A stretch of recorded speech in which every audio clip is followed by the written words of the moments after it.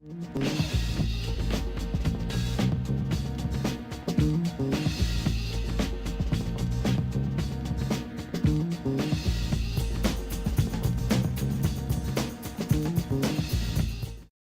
new onboarding of senior administration, several needs were identified, and one of those major needs is to develop a comprehensive enrollment management plan as well as a committee.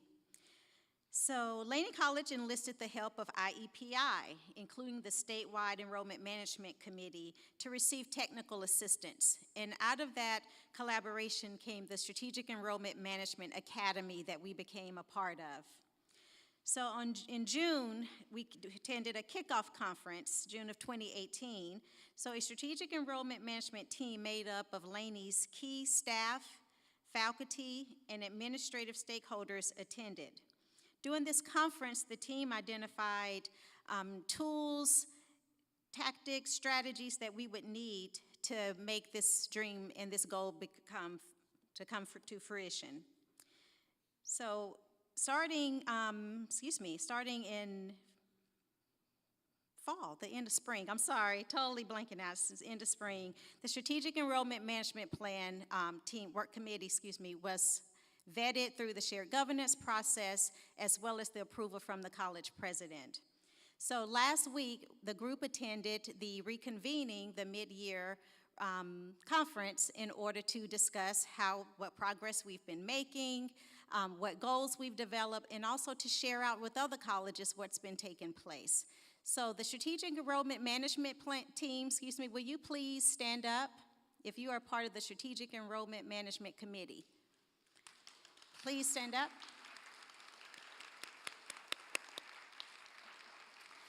Thank you. As you see that we are a diverse, constituency-based committee, and our main goal of creating the Strategic Enrollment Management Plan is one of our #1 goals. And as we move forward, especially with guided pathways, which Eleni is going to speak of, how it is an integral part of strategic enrollment management, we'll be hitting the streets, sharing what our goals are, the outline, as well as how we develop this plan. Thank you. So kind of relating back to the inquiry group information and the reports that we are gathering, all of the data, we're hoping to really inform our strategic enrollment management process by listening to the students and hearing what the students need.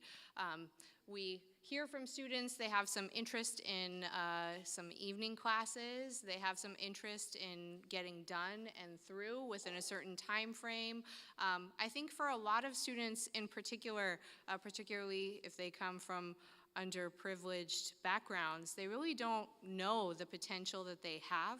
And when it comes to clearly mapping out the possibilities for them and saying, listen, if you take 12 more units, you can get an AA to stack with your certificate. Or if you come at night for this amount of years, you'll be able to attain your goal.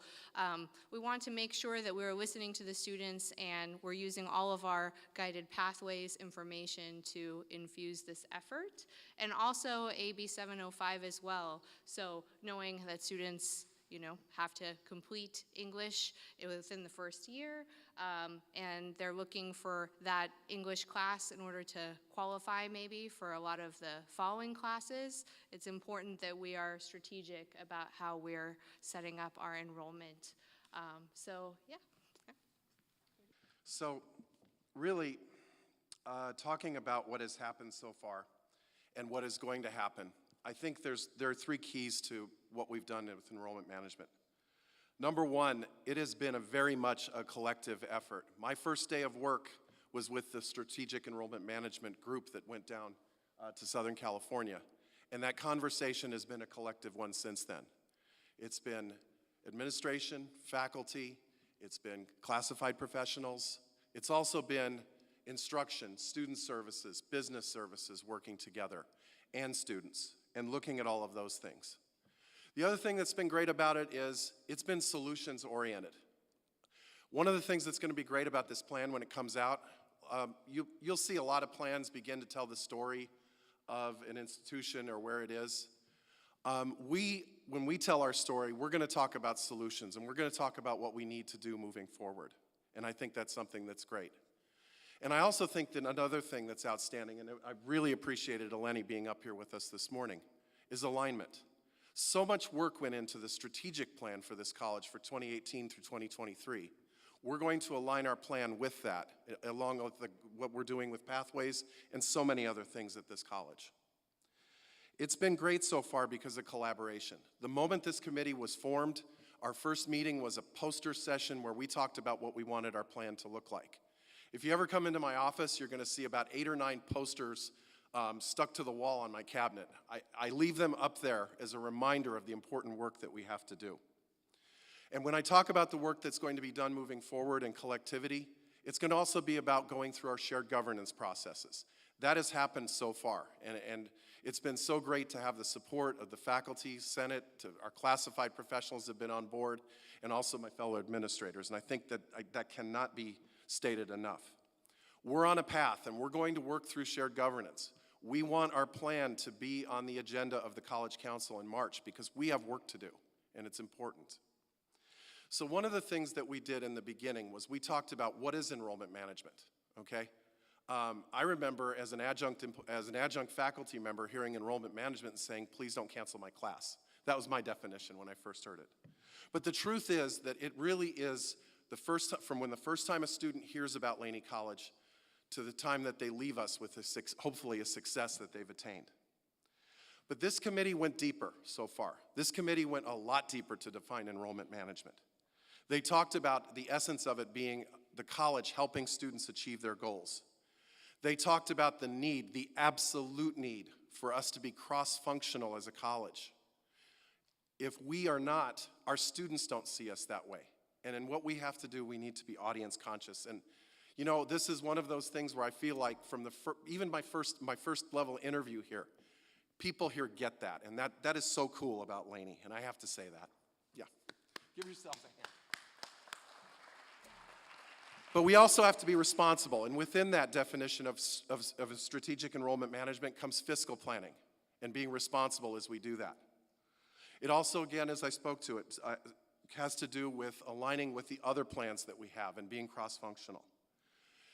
Somebody mentioned Clifton Coleman. Where are you? Are you here, Clifton? Well, being data-driven is important, too, as we move forward. And the collaboration and work with his office has been valuable. The messages that we send to all of you as college leaders and to our students is important. And that's why the work of our public information officer is so critical to the college. Also, we have to keep an eye on student equity and giving students their opportunity. And yesterday, I was so privileged to sit in on the equity rubric discussion. Chelsea, are you here? Is Chelsea Cohen here? Well, Chelsea and Inger, in putting together that work, have done an outstanding job and created a model for us to follow. And finally, and most critically, supporting students to reach their potential in whatever goal they wish to achieve. So I know we have a lot of things to talk about today, but I just want to give you a quick tour of what the plan is going to look like. It's going to talk about who we are, but from a lens of data and a lens of solutions that we seek. It's going to look at our issues, and it's going to have concrete goals that we need to meet. It's also going to be organized to talk about a lot of what Eleni mentioned earlier, to look at the student's journey as they go through the college, and particularly as we clarify the path for students, as we show them the path that they need to take, and as we send that message, and then also as we support the students on that path, the things that we are doing. Also, we will have portions of this plan that speak to the messages we send to students, which is why we're going to have a section of this plan that talks about marketing and the strategic approach we're going to take. And also looking at our fellow colleges and looking at their enrollment plans, the role of technology and what it plays as well. Again, we'll be focusing on alignment and cross-functional work and collaboration because together we all are Laney. Thank you. Who's heard of AB 705? Really, you're clapping? No. We're trying to think about like what do people need to know outside of the kind of key departments that are impacted by AB 705. So we'd like to give some kind of a nutshell explanation about it. You want me to go first? Well, I'll just say the law is based on this idea that too many students for way too long were being assessed for placement in English and math, including English for speakers of other languages, placed too low and required to climb a very long ladder. And at each point on that ladder, each step became an exit point for a lot of students. Instead of taking the next step, they just quit or they failed. I met a student, he's a good friend of mine actually, Raki Holman. He's one of the smartest, most energetic, amazing people I've ever met. I met him in an English 1A class. He had come over from an English 269 class, a basic skills class that's technically 3 levels below 1A. And he'd shown up in his 269 class and blew the teacher away. She said, "What are you doing here?" He said, "Well, this is where they placed me." So for whatever reason, the compass tool placed students very low. That was the impetus, I think. It's the best way to understand it is like we needed to shrink that ladder and get students into the transfer level classes as quickly as they could really handle it, and provide them the opportunity to work at the proper challenge level. And so that's what's going to be happening starting in the fall for English and math. Most students are going to place directly into a transfer level.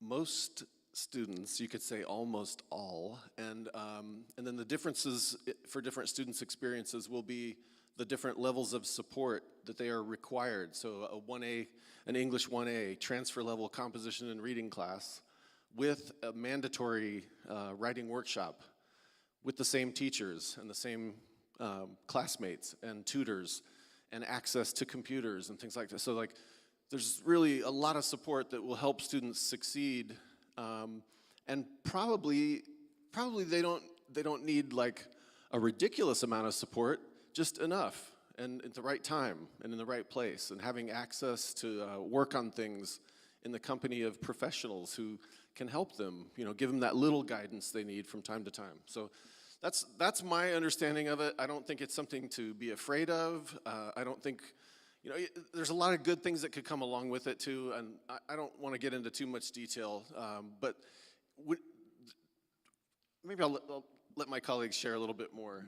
There will be a lot of meetings going on that mostly involve those 3 departments and the counseling departments, helping students understand what's going on, advising them properly, and we're going to try to work out like what are we recommending for the academic guidance that's going to work best for students. So yeah, Barbara, would you like to add anything? And Eleni, would you like to add something? Barbara Yasaway, chair of the ESOL department. Thank you for coming up. The ESOL department, and by the way, if any of you are not familiar with our name, we had a name change about a year ago. We used to be the English as a Second Language department, and we are now English for speakers of other languages. And that is a way of recognizing the kind of gifts that our students bring to us. And English may not be their second language, but they are speakers of other languages. So we're happy to recognize that in our students. And anyway, getting to AB 705, the SOL department has 1 more year than English and math to come into compliance. And while English and math want to bring their students within 1 semester of finishing the transfer level course in their discipline, ESOL has 6 semesters for students to finish English 1A. And in addition to that, the state is no longer going to recognize the kind of standardized tests that we've been using for placement in the past. So we are looking at other ways to accurately place students within our course sequences as well. So the state has not given us definitive plans quite yet. I think everyone is quite taken up with the requirements of English and math this semester, or actually for this semester and the fall semester. But we hope by the end of February that we'll have a more definitive requirements coming down from the state. We do know that these standardized tests will no longer be validated by the state.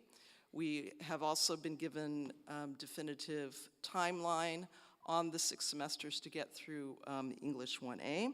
There was an FAQ statement that came out at the end of December that basically told us that we could not place students lower than 6 semesters to get through English 1A. So what many colleges are looking at now is guided self-placement, so that we will not place students below that amount, but students could possibly place themselves. So this is not a new concept for a lot of community colleges, especially in English departments. However, it is somewhat of a new idea in ESOL, because they have been tried in the past, and there have been different research and study outcomes that have come along with that. So in our department, since last spring, we have been looking at what other colleges are doing. We've been reading and reviewing the research on guided self-placement, and we are moving in that direction.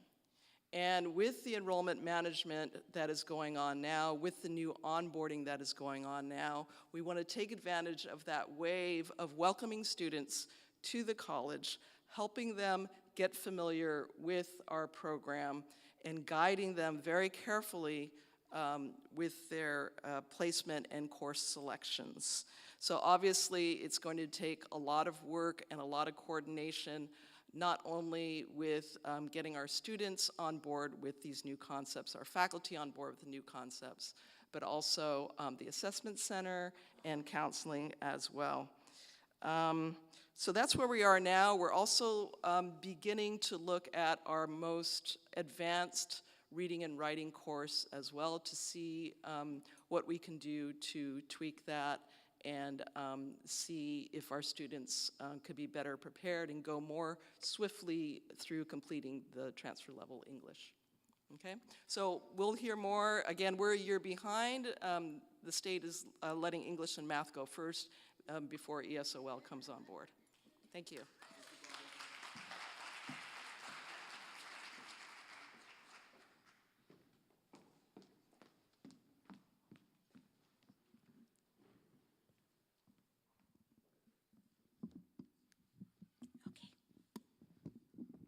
Okay, let me just do this.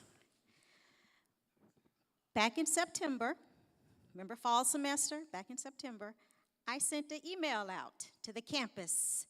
The subject was exciting news. Starfish Early Alert is coming to Laney College. How many people remember that? All right.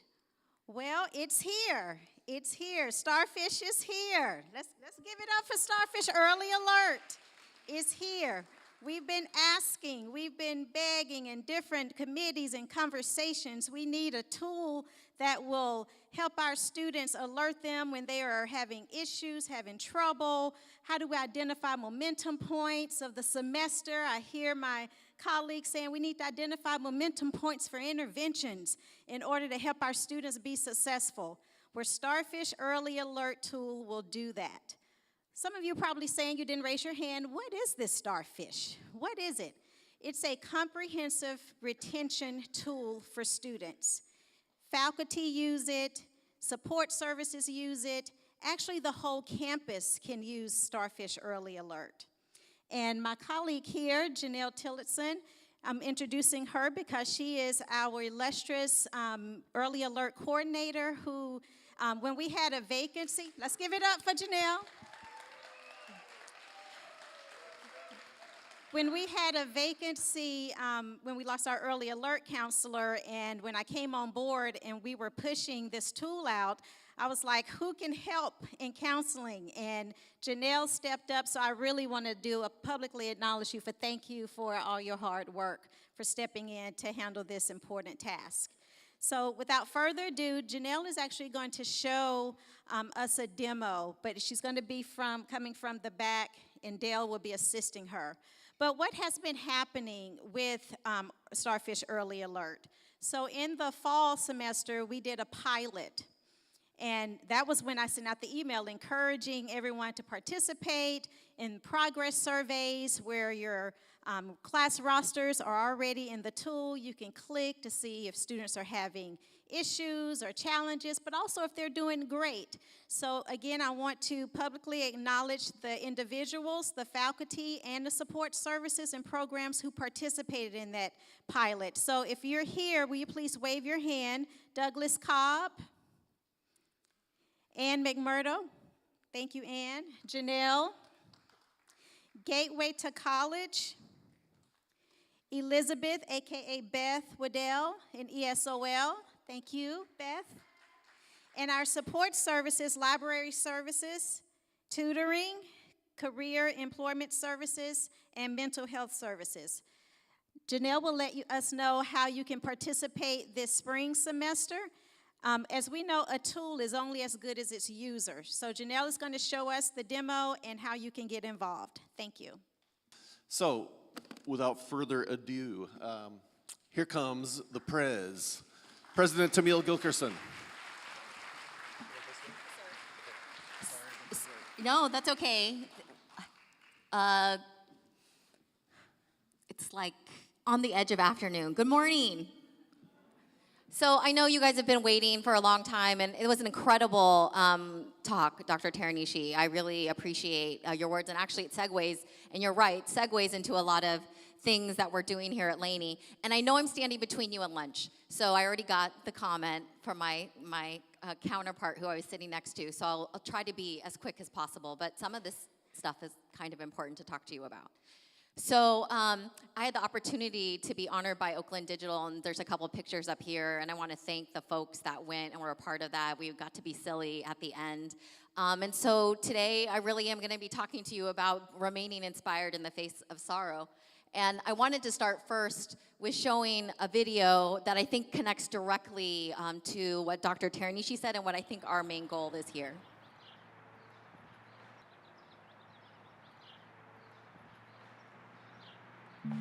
I love my undocumented people.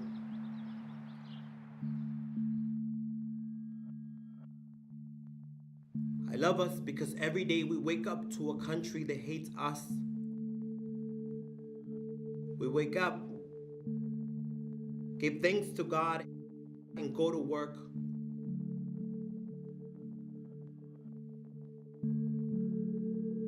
Watch the news, hear how our own TVs vilify us.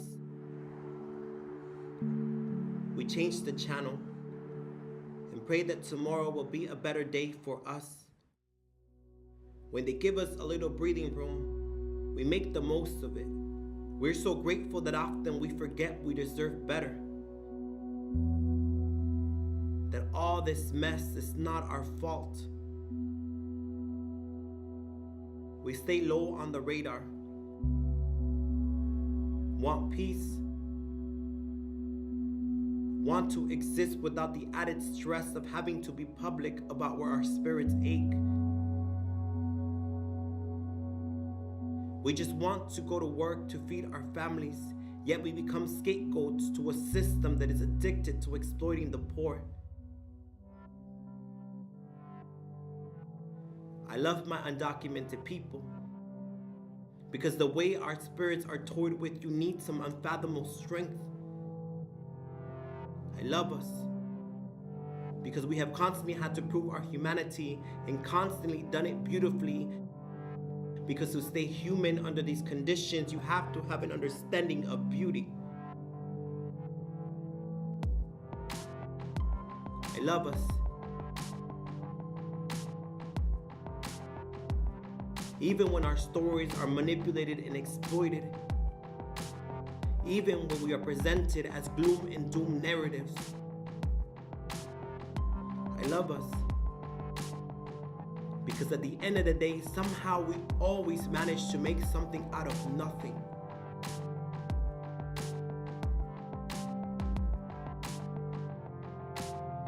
I love my undocumented people because being undocumented is not political, it's not physical, it is a condition created to keep us from smiling. But look at us, thriving.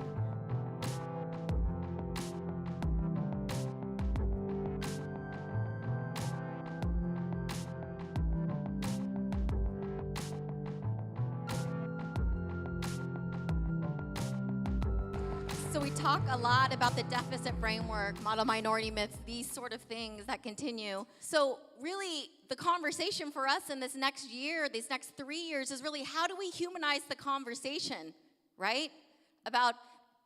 Around immigrant citizenship and identity for our community. We serve in a community. These are our students. This is the community that's around us, right? And so last year, I wrote a grant, and that we were pleased to get. We're one of 32 campuses, a part of the California Campus Catalyst Grant, and you could see who was funded and where they're located, to really begin to do more work and more inquiry and to understand who our students are and the joy and the life and the humanity and all of the resilience and these amazing qualities that our students bring, the students without papers, the students who are undocumented. And to do more in our community about it. And so we have goals for this grant that we received this year, and they really are to provide this focus framework. We are, again, using the same thing that we did with the inquiry work, right? We are not determining what we think we should give students. We want to know from them, right? We want to hear from our students. It's been very hard, though, to identify our students. Our data systems are very difficult. There is a lack of knowledge, right? Everybody thinks everybody's AB 540 or they're DACA eligible or they're not, or are they dreamers? And it's incorrect, right? We now have SB 68 as well that allows students who've gone to community college and to adult schools to get in-state tuition. There's just so much stuff that we don't know, right? And so our goal is to be able to, one, assess what we're doing by having this task force that's really going to look deeply at it, hear our students, and then make recommendations that go through the institution to say, how do we institutionalize these practices? And I'm not going to read all this to you. I've sent it out actually to the campus community when we got it before.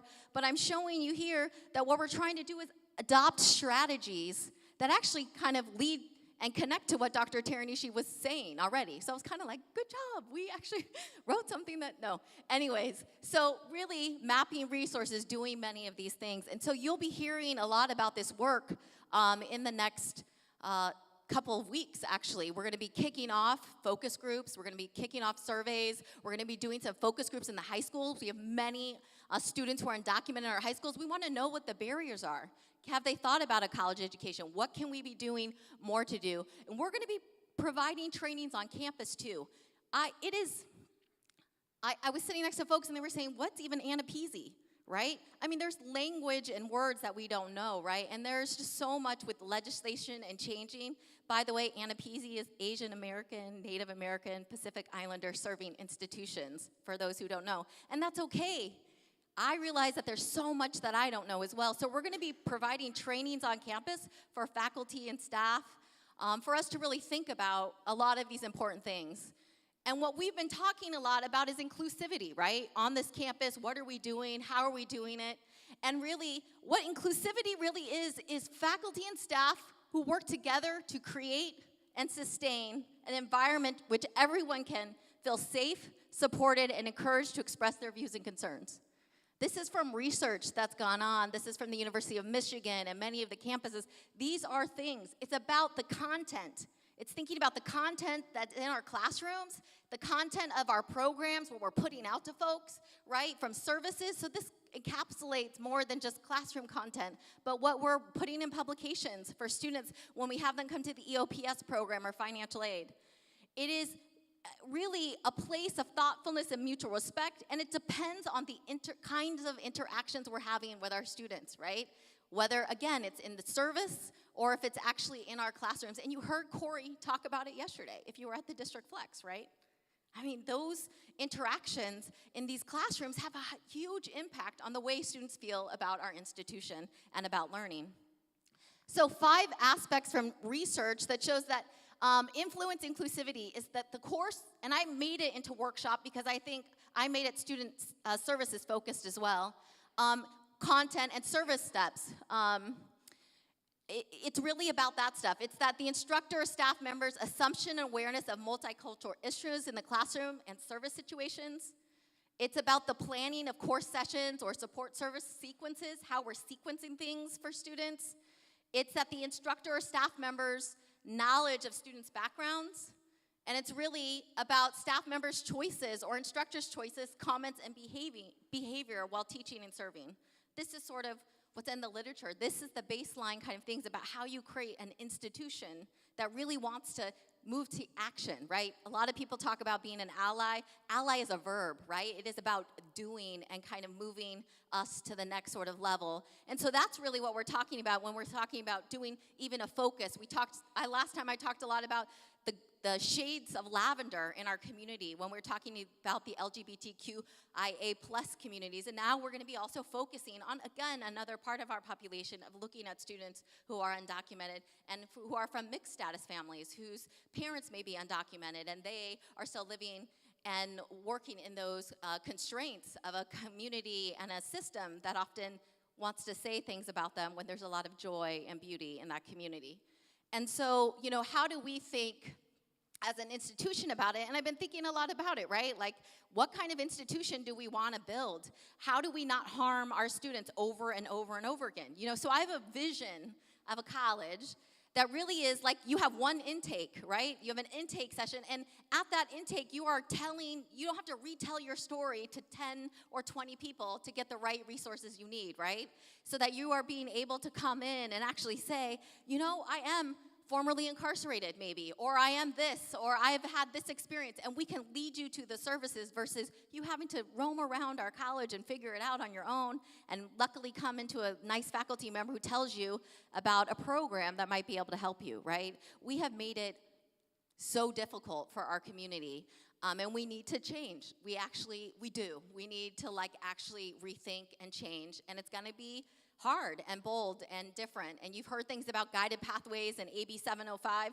It's all changing around us, and if we don't do it, but we need to do it with an eye towards inclusivity. We need to do it towards an eye of really hearing and knowing who our communities are.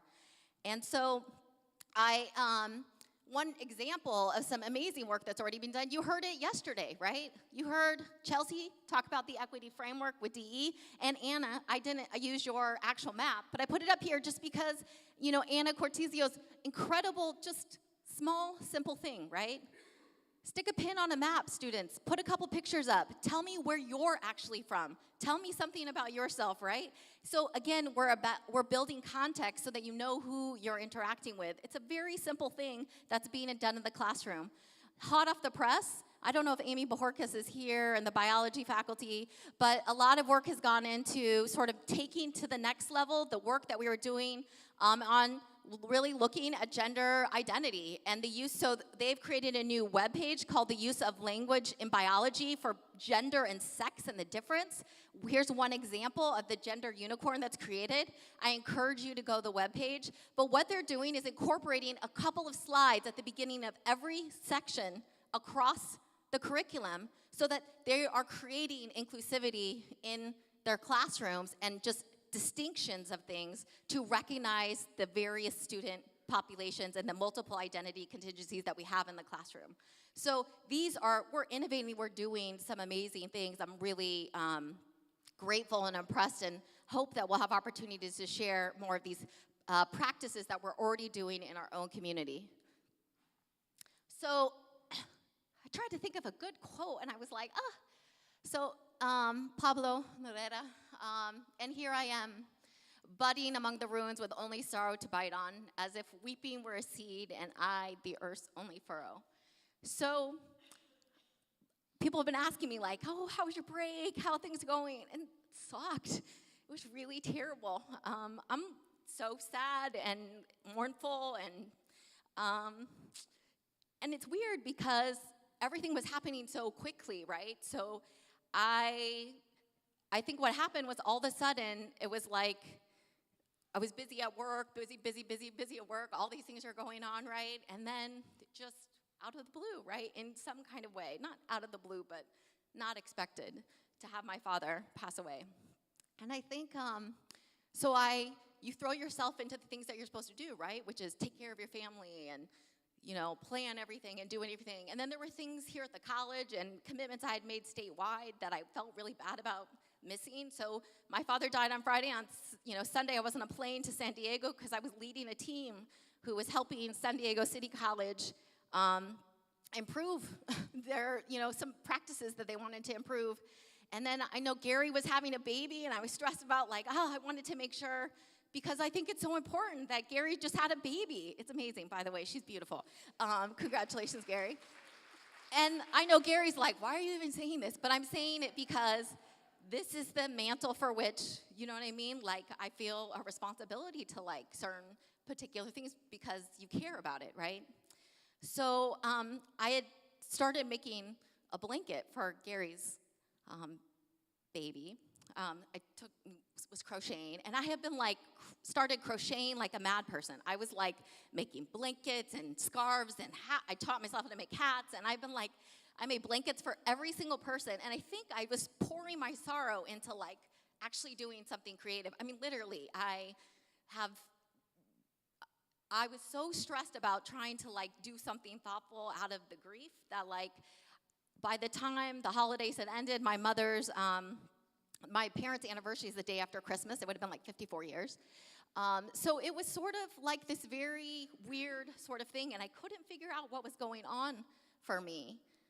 And it really was because, and I'm going to talk about it next, is that sorrow extends. It's like ancestral. It's our sorrow about the world, our sorrow about the way fucking undocumented students feel about the way this country is treating them, right? And immigrants, and I mean, it's really ridiculous. And I'm that kind of person where the sorrow kind of lays on me, right? And I was really stressed. I mean, sorrow is a feeling of deep distress caused by loss, disappointment, or the misfortunes suffered by oneself or others. I mean, there is sorrow in this community, right? There is sorrow amongst our students, and I feel it. And there's sorrow amongst you. I get more complaints every day than anything positive has ever said to me, right? I mean, I have a slew of emails of people from the public saying I should be embarrassed about our pool. I should be embarrassed about, the state of our facilities. Actually saying I should be embarrassed. I am embarrassed. I wish I could work faster. Do you think I want this whole college to be on fire watch right now? It is not the condition for which I want us to be in, at any rate. And to answer the question about the elevators, so the elevator in the library is starting to be worked on. It's not for lack of effort, my friends. No, I know you know. And the tower elevators and the elevator in E, we're going to be getting those back to DSA. We're going to work on those things, and hopefully by the summer, we'll begin the projects to update those elevators. The elevators in the Student Center are working right now. There is a request out for the elevator in the Forum to get something fixed there. I think that's the Forum. So, our shit is breaking down. It is the truth. I am embarrassed, but I'm also I couldn't work any harder, or I couldn't force staff to work any harder to try to address everything that's happening here, right? So what I say is the sorrow extends is it was sitting on me, and I couldn't figure out what was going on. And it was this. I mean, I literally I came back to work, and I sent you all off with a $12 million winter send-off, right? It was one of the last things I did was to help the college presidents draft an email that would come out, and I really heard about the $12 million from a text from somebody who was at a meeting. So it's not even I was in a meeting and was told about the $12 million myself, right? So I'm literally in a meeting here at the tower, and I'm sprinting across the district office. I might have rode my bike. I don't remember what I did, but I was definitely upset because you can't talk about a $6 million cut to Laney College and expect that we're going to be able to make it, right? So all break, I think I was just holy crap, how do you lead a college through what is unthinkable, really, right? So we've already taken a $1.3 million cut this year. So, we were originally supposed to take a $1.4 million cut. The chancellor wanted us to hire a faculty member position, so that got changed to $1.3 million. And so I want to just make sure I look at my numbers so I'm good. The district was supposed to take a $1.1 million cut. They ended up taking $990,000 this year. COA was originally supposed to take a $414 million cut. $414,000, excuse me. My God, she's gone crazy. Okay. Ended up taking $325,000. Merit took a $755,000 cut, and BCC $655,000. So I've been yelling and screaming since all semester about what's up, how can we shoulder disproportionately what's happening. And so I felt in a lot of ways what I mean by trying to find in the midst of sorrow, and I mean that, which is it's a loss. It's a loss for our community. It's a loss for our college. It's a loss for you. I get why you guys are frustrated. I totally 100% get what's going on. And so what I've decided to do is just show you this. This is the response that was written to ACCJC. This is the stuff I sent you out.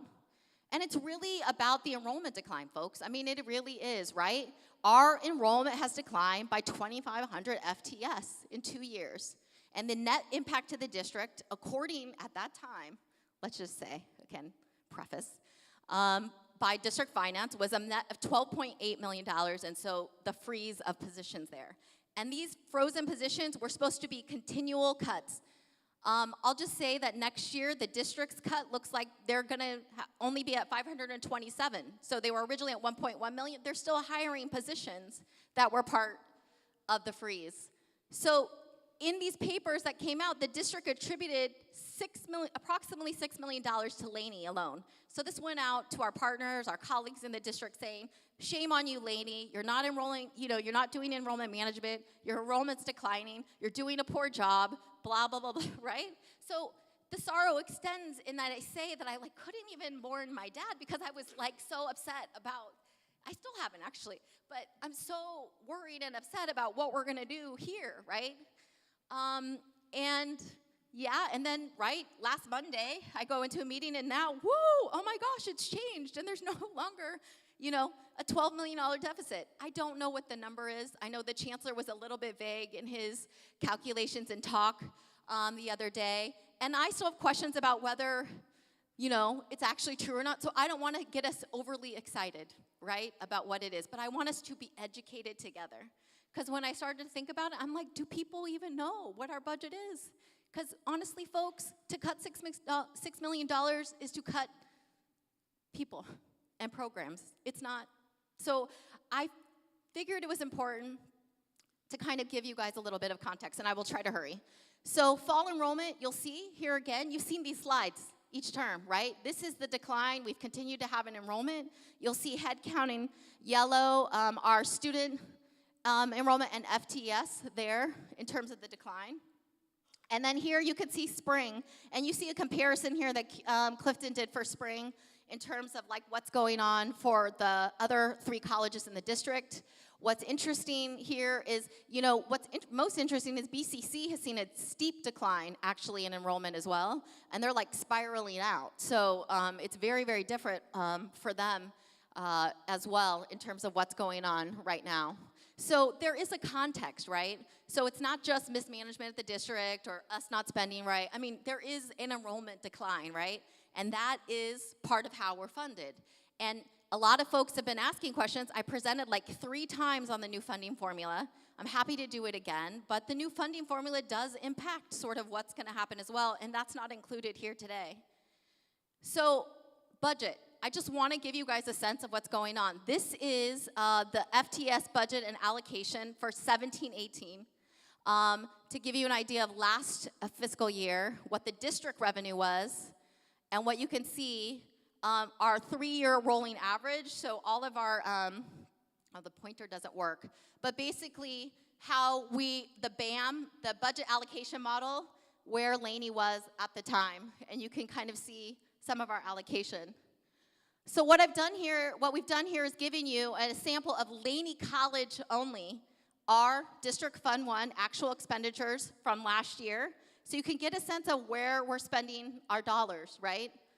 And so you see full-time academic admin, faculty. Oh, it looks like that number came off.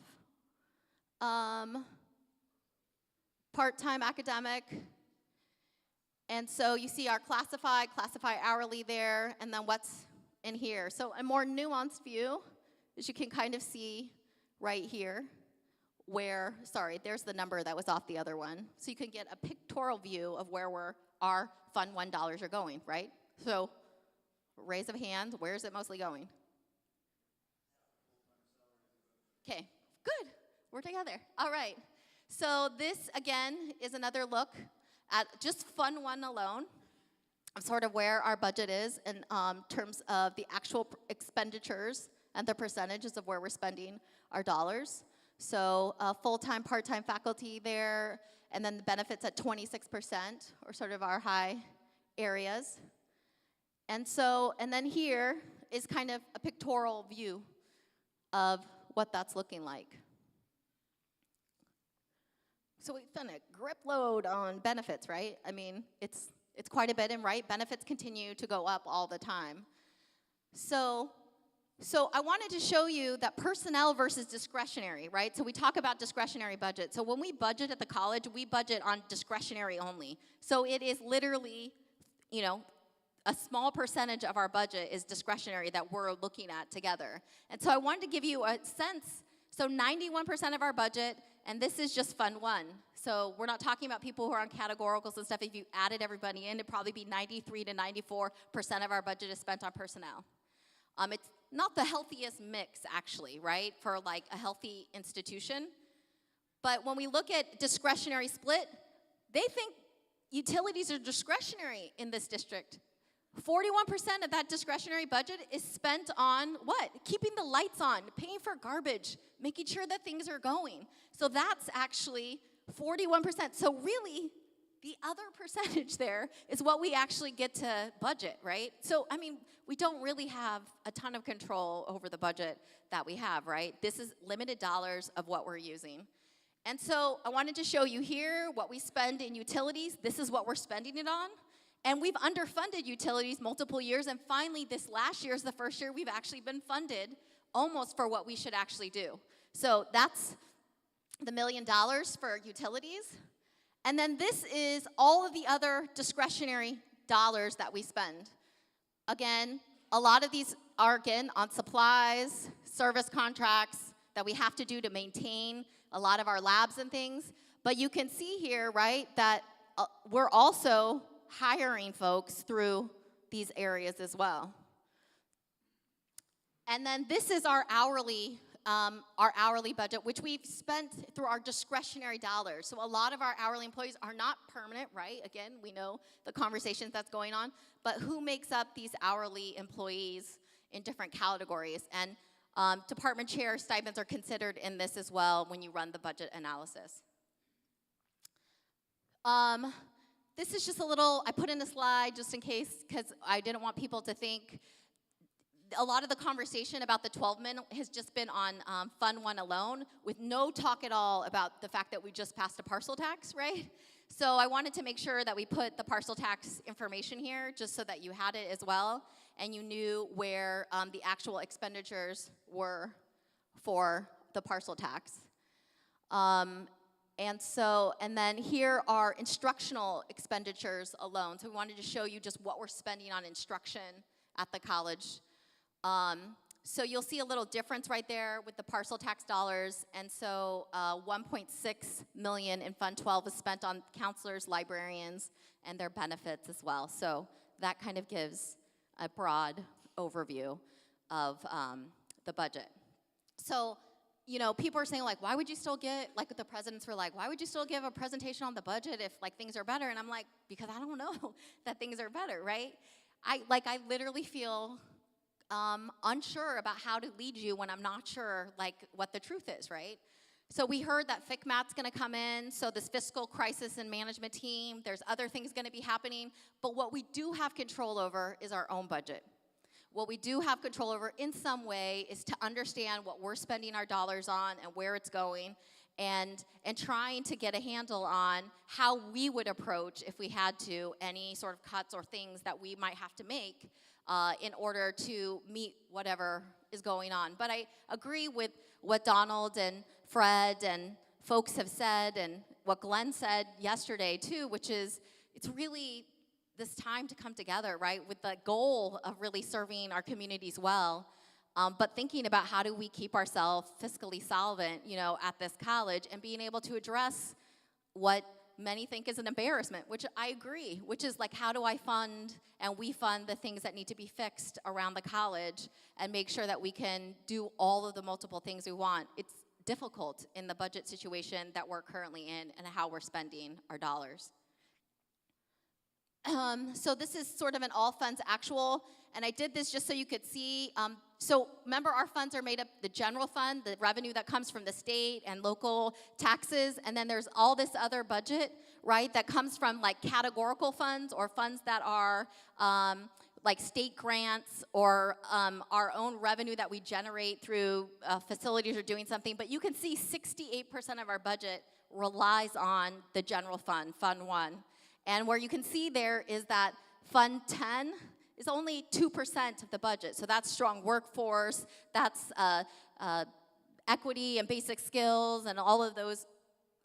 Sorry, Fund 11. Fund 11. Fund 10 is the other one, sorry. Fund 11 is 23% of our budget. So, sorry. Reset. Okay, so Fund 11, 23% of our budget are those things. And actually, you can see the state has been giving us more money in very categorized areas of telling us what they want us to focus on. Sorry for the drama. Okay, so and the rest of the funds are kind of, so a lot of you don't sit on the budget committee. A lot of you don't know what's going on because I get it. It's really hard to be engaged in multiple things at once. But so I felt like this was the best venue to just be as transparent as possible with what our budget is. I don't feel like we have anything to hide. I think we're doing all things in the service of our students. But this is what we have right now and what it is. So this is the 18-19 budget, the budget we're in now, the budget for which I was telling you that we took the $1.3 million reduction. So this is right here. And you can see what's important here is Laney's 3-year FTE rolling average has declined, remember, from the 38 it was before. A couple years ago, it was 40%. So we are the flagship college, but our FTS and the reduction of it with the current allocation model has made it reduce the amount we get from the district allocation. So it's starting, again, to have an impact on us. And so there are budget numbers coming out all the time. There's supposed to be a revised budget going to the Board of Trustees soon. I hope you will come. I hope you will pay attention to what's happening. I hope you will advocate for our college. I hope you will be engaged here in conversations about how we can work together to continue to build the campus community that we have, which we love, the amazing things that we're doing here. And this is just, again, a little picture of the budget for this year.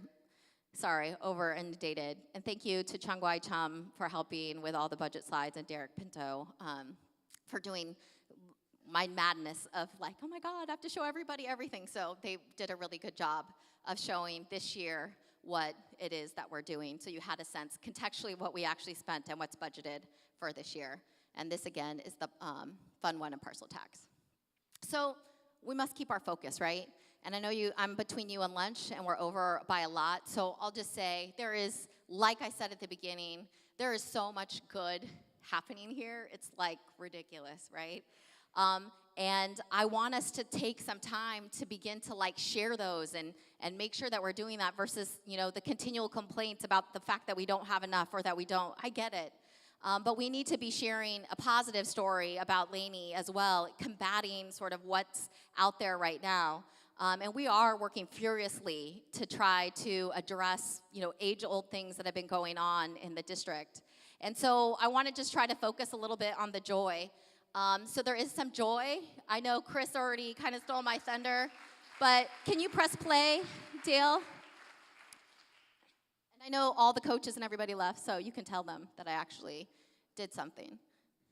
But, oh, you gotta turn it.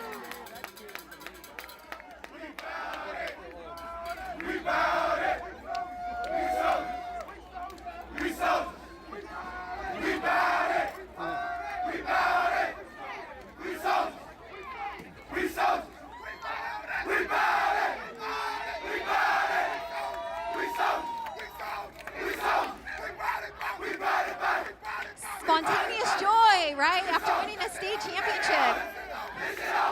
Woo! So totally unexpected.